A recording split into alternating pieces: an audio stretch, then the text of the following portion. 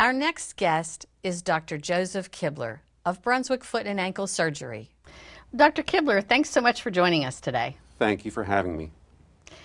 Let's start by learning a little bit more about Brunswick Foot and Ankle Surgery. Where are you located and how long has your practice been open? Okay.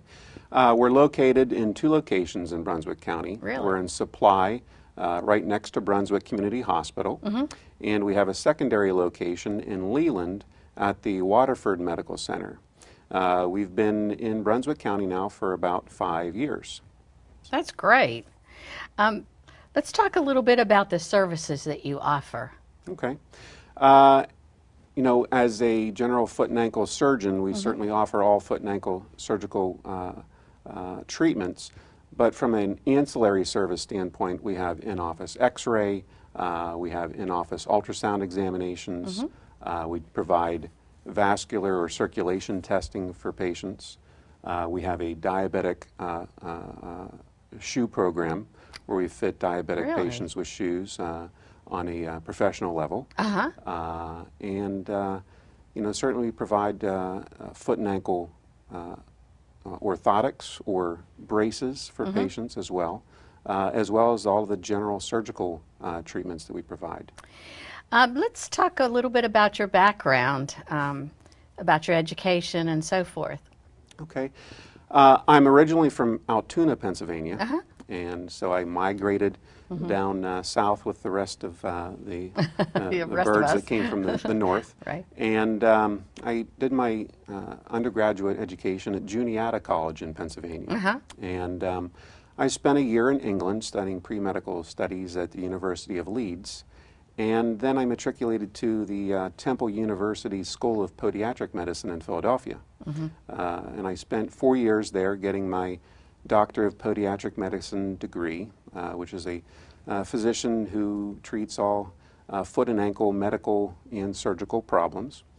And then I was fortunate enough to get a residency at the University of Pennsylvania Health System in Philadelphia at Presbyterian Medical Center. And I spent 4 years there, ending up as the chief resident in my last year, and had some excellent training under a couple of surgeons who I'm very proud to have served under, Dr. Michael Downey and Dr. Kieran Mann, who are really preeminent in our profession, providing a lot of the textbooks even for our profession. So I'm able to hopefully bring that education and training down here to Brunswick County and surrounding coastal Carolina. Wow, you've had some extensive education then in foot and ankle surgery. Yes, like I said, with the residency training that we had, it's a 4-year program, and it's really the longest program there is in the country, really even the world for that matter. And so we're really proud to have been able to get that education on all types of foot and ankle surgery, whether it be pediatric problems, whether it be complete reconstructive foot and ankle issues, or even some of the simple things. You know, it's also important to know not only when to do surgery, but when not to do surgery on patients and what is appropriate. And so we feel like we have a very good grasp on that. Well, I understand that an extensive part of your practice does focus on diabetic foot care. It certainly does. And I'd like to talk a little bit about how diabetes affects foot care. Okay. Well, first, you know, diabetics tend to have high blood sugar problems. And the higher blood sugar problems tend to cause 3 main issues in diabetics that develop into foot problems. First is the circulation can become impaired. Secondly, the nerves in the feet can go bad, creating numb feet, painful or burning feet. Thirdly, the body's ability to fight infection can become impaired. And so we have the vasculopathy, neuropathy, and immunopathy triad that can really wreak havoc on a diabetic patient. All of those 3 combined can lead to all of the complications that we hear about with diabetes. And when you say complications, like ulcers, things like that? Correct. Diabetic foot ulcers are very prevalent, unfortunately. And if somebody has a condition where they can't feel their feet or the skin of their feet, they could be walking develop a blister in their shoe, not realize it. And that blister can get worse and worse to the point where it's a full ulcer all the way through the skin, sometimes all the way to the bone, which can really become a major problem, obviously. And then if their circulation isn't very good on top of that, and they have a hard time fighting infections, that's where we really run into big problems. So let's talk about the treatment of those things. Would it always require surgery, or can we treat with medications? Well, it depends. From a standpoint of treating with medications, if there's an infection, certainly antibiotics are used. And we try to help prevent some of the complications that can lead to foot ulcers, such as the neuropathy, by making sure that patients keep their blood sugar levels to a very good level. And if we can keep it to a good level, we reduce the chance of the neuropathy forming. And to treat some of the neuropathy, there are new medications out now that actually have been shown to improve some of the nerve function again. And so we do utilize these newer medications. And then from a standpoint of preventing the foot ulcers, one of the major ways that we help to do that is by wearing correct shoes and appropriately fitting shoes. And I know you provide some shoe fitting services in your office. I have a certified shoe fitter. My nurse has been certified in the shoe fitting process. And it's not important just to have a diabetic shoe, but to make sure that it's fitting properly, that the patient wants to wear the shoe. Because if they don't want to wear the shoe because it's not fitting properly or they don't like the way it looks, it's serving no purpose.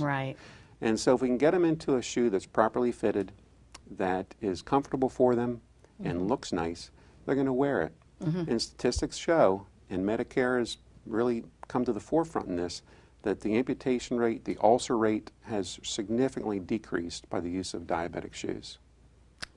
Wow, so it could be something as simple as wearing the appropriate shoe. Wearing the appropriate shoe, absolutely. And then if medications aren't an option, if it's more severe than that, and then you would lean towards surgery?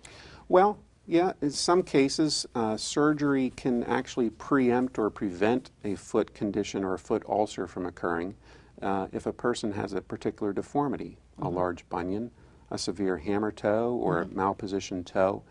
Sometimes it's important, even though it's sometimes risky in diabetic patients, to do these preemptive surgeries to correct a deformity, because oftentimes those deformities can lead to these skin sores developing from rubbing in shoes. So oftentimes surgery, it can be very helpful in reducing these deformities and allowing the patients to wear shoes more regularly. That reduces the chances of ulcers forming. I see. Well, I know there's a lot of people with diabetes, and I wanted to talk a little bit about what they could do to prevent some of the problems that occur. I know people without diabetes can also experience a variety of problems with their feet. Do you have any general recommendations as far as foot care? You know, for the general population, things that I always recommend, you know, when you go buy your shoes, go buy your shoes in the evening time. Always the best time to buy your shoes when your feet tend to be most swollen. That way, if your foot does swell during the day, the shoe won't feel or become too tight. Certainly, to try to avoid wearing shoes that are particularly tight or pushing in on the toes, and that's called the toe box area of the shoe, because that type of shoe can lead to some foot deformities over time. I certainly recommend to my patients to avoid the use, and this is not very popular amongst my beach patients, but to avoid the use of flip-flops in many occasions, because we found that flip-flops can lead to foot deformities and toe deformities over many years and over time. And oftentimes, there are some flip-flops that are the exception, but oftentimes flip-flops don't seem to provide the proper support that a foot will need over a long day. Well, those sound like good recommendations. And to wrap up, could you let our viewers know how they can get in touch with you if they'd like to schedule an appointment? Absolutely. They certainly can call our office, and we have a central office number that can be reached, so scheduling can be done for both office locations, and where it can be reached at 755-6512. Okay, and I believe you have a website, am I correct? We do have a website.